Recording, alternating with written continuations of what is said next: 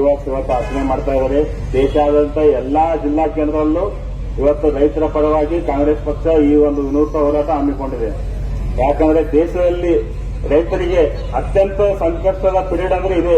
ಈ ನರೇಂದ್ರ ಮೋದಿ ಅವರ ಸರ್ಕಾರದಲ್ಲಿ ಬಿಜೆಪಿ ಸರ್ಕಾರದಲ್ಲಿ ಎಲ್ಲ ಪ್ರೈವೇಟೈಸೇಷನ್ ಮಾಡ್ತಾ ಇದ್ದಾರೆ. ಅದು ಒಂದು ದೇಶದಲ್ಲಿ ಎಲ್ಲಾ ರೈತರಿಗೂ ಒಂದು ಅತ್ಯಂತ ಹೊಡೆತ ಕೊಟ್ಟಿದೆ ಅದು. ಯಾಕಂದ್ರೆ ಈಗೇನು ರೀಸೆಂಟ್ ಆಗಿ ಅಗ್ರಿಕಲ್ಚರ್ ಬಿಲ್ ಎಲ್ಲ ಪಾಸ್ ಮಾಡಿದ್ರೆ ಪಾರ್ಲಿಮೆಂಟ್ ಅಲ್ಲಿ ಯಾವುದೇ ರಾಜ್ಯ ಸರ್ಕಾರದ ಯಾವುದೇ ಒಂದು ಒಪಿನಿಯನ್ ಕೇಳಲಿಲ್ಲ. ಯಾವುದೇ ಒಂದು ಈಗ ಇಂಪಾರ್ಟೆಂಟ್ ನಮ್ಮ ರೈತರಿಗೆ ಬೇಕಿರೋದು ಮಿನಿಮಮ್ ಸಪೋರ್ಟ್ ಪ್ರೈಸ್. ಆ ಮಿನಿಮಮ್ ಸಪೋರ್ಟ್ ಪ್ರೈಸ್ ಯಾವುದೇ ಒಂದು ಈ ಒಂದು ಬಿಲ್ ಅಲ್ಲಿ ಮೆನ್ಷನ್ ಇಲ್ಲ.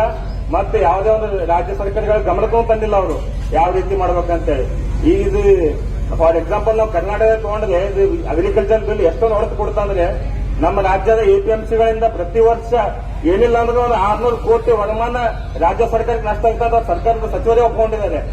ಈಗ ನಾವು ಗುಲ್ಬರ್ಗ ಎಪಿಎಂಸಿ ನೋಡಬಹುದು ಅಥವಾ ಯಾವ್ದಾದ್ರು ಸ್ಟ್ರಾಂಗ್ ಎಪಿಎಂಸಿ ಇದೆಯಲ್ಲ, ಎಲ್ಲಾ ಕಡೆಯಿಂದ ಅಲ್ಲಿ ಅವ್ರ ಎಂಪ್ಲಾಯ್ಸ್ ದುಡ್ಡು ಕೊಡಕ್ ರೊಕ್ಕ ಇಲ್ಲ ಅವ್ರ ಹತ್ರ, ಎಪಿಎಂಸಿಗಳ ಹತ್ರ. ಅವ್ರು ಮತ್ತೆ ಸರ್ಕಾರಕ್ಕೆ ಅಪ್ಲಿಕೇಶನ್ ಆಗ್ತಾ ಇದ್ದಾರೆ ನಮ್ಗೆ ದುಡ್ಡು ಕೊಡಿ ಅಂತೇಳಿ. ಸರ್ಕಾರ ನೌಕರಿ ಎಪಿಎಂಸಿ ನೌಕರ ಏನ್ ಪರಿಸ್ಥಿತಿ ದುಸ್ತರವಾಗಿದೆ. ಈಗ ನಾವು ಈಗ ಗುಲ್ಬರ್ಗದಲ್ಲಿ ರೀಸೆಂಟ್ ಆಗಿ ಫ್ಲಡ್ ಆಯ್ತು. ಫ್ಲಡ್ ಆದ್ಮೇಲೆ ದಶಕದಲ್ಲಿ ಒಂದು ಶತಮಾನದಲ್ಲಿ ಒಂದು ದೊಡ್ಡ ಭೀಕರ ಫ್ಲಡ್ ಈ ರೀಸೆಂಟ್ ಈ ಮಂತ್ ಅಲ್ಲಿ ಆಯ್ತು. ಈ ಫ್ಲಡ್ ಅಲ್ಲಿ ರೈತರ ಆಲ್ಮೋಸ್ಟ್ 80% ತೊಗರಿ ಬೆಳೆ ಅಥವಾ ಯಾವುದೇ ಒಂದು ಮುಂಗಾರಾಯ್ತು ಹಿಂಗಾರಿ ಟೈಮಲ್ಲಿ ಹೆಸರು ಬೆಳೆನೂ ಹಾಳಾಗೋಗಿದೆ.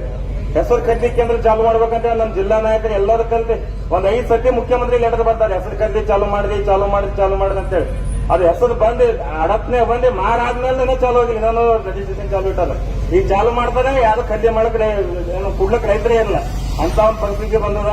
ಈಗ ನಮ್ಮ ಜಿಲ್ಲಾ ಉಸ್ತುವಾರಿ ಸಚಿವರ ಬಗ್ಗೆ ಮಾತಾಡ್ಬೇಕು, ಹಿರಿಯರಿದ್ದಾರೆ. ಅವ್ರ ಜನತಾ ಸರ್ಕಾರ ಇದೆ, ಒಂದು ಒಳ್ಳೆ ಕೆಲಸ ಮಾಡಿದ್ರು ಅವಾಗ. ಬಟ್ ಇವಾಗ ಏನಾಗಿದೆ ಅಂತ ಗೊತ್ತಿಲ್ಲ. ಈಗ ಸರ್ಕಾರದಲ್ಲಿ ಅವ್ರಿಗೆ ಏನಾದ್ರೆ ಆದ್ರೆ ವಯಸ್ಸಿನ ಕಾರಣ ಆದ್ರೆ ಅವ್ರ ವೈದ್ಯ ಕಾರಣ ನಾವು ಗೌರವಿಸ್ತೇವೆ. ಬಟ್ ಆದ್ರೆ ಅವ್ರಿಗೆ ಇನ್ಚಾರ್ಜ್ ಅವ್ರಿಗೆ ಮಾಡಕ್ಕಾಗಿಲ್ಲ ಅಂದ್ರೆ ಬೇರೆಯವರಿಗೆ ಏನ್ ಅಸೈನ್ ಮಾಡಬೇಕು. ಈಗ ಇಂಪಾರ್ಟೆಂಟ್ ಟೈಮಲ್ಲಿ ಅವ್ರು ಬೇರೆಯವರಿಗೆ ಅಸೈನ್ ಮಾಡಬೇಕು. ಅವ್ರಿಗೆ ಕೇಳಿದ್ರೆ ಕರೋನಾ ರೀತಿ ಬರಲ್ಲ ಅಂತ ಹೇಳ್ತಾರೆ. ಮತ್ತೆ ಸೀರಾ ಬೈ ಎಲೆಕ್ಷನ್ ನೋಡಿದ್ರೆ ಅಲ್ಲಿ ಆಕ್ಟಿವ್ ಪಾರ್ಟಿಸಿಪೇಟ್ ಮಾಡ್ತಾ ಇದ್ದಾರೆ. ಇದು ಒಂದು ನಮ್ದು ಏನ್ ಜಿಲ್ಲಾ ನಮ್ ಗುಲ್ಬರ್ಗ ಜಿಲ್ಲಾದ ಒಂದು ಬ್ಯಾಡ್ ಲಕ್ ಅಂತ ಹೇಳ್ಬೋದು ಈ ಪೀಳಿಗೆಯಲ್ಲಿ. ಅದಕ್ಕೆ ನಾವು ಎಲ್ಲಾ ಮುಖಂಡರಾಗ್ಲಿ ಯುವಕರಾಗ್ಲಿ ಎಲ್ಲರೂ ಪ್ರತಿಯೊಂದು ರೈತರಿಗೂ ನಾವು ತಲುಪಬೇಕು. ಈ ಸತಿ ಈ ಬಿಜೆಪಿ ಸರ್ಕಾರ ಏನೇನು ಒಂದು ಕಾರ್ಪೊರೇಟೇಷನ್ ಪ್ಲಾನ್ ಏನಿದೆ ಅದು ಎಲ್ಲಾ ರೈತರಿಗೆ ಮನವರಿಕೆ ಮಾಡಿ ಮತ್ತೆ ಕಾಂಗ್ರೆಸ್ ಪಕ್ಷವನ್ನು ರಾಜ್ಯದಲ್ಲಿ ಬರುವಂತ ನಾವೆಲ್ಲ ಒಗ್ಗಟ್ಟಾಗಿ ಮಾಡೋಣ ಅಂತ ನಾನು ಮಾತಾಡ್ಕೋಬೇಕು ಎಲ್ಲರೂ.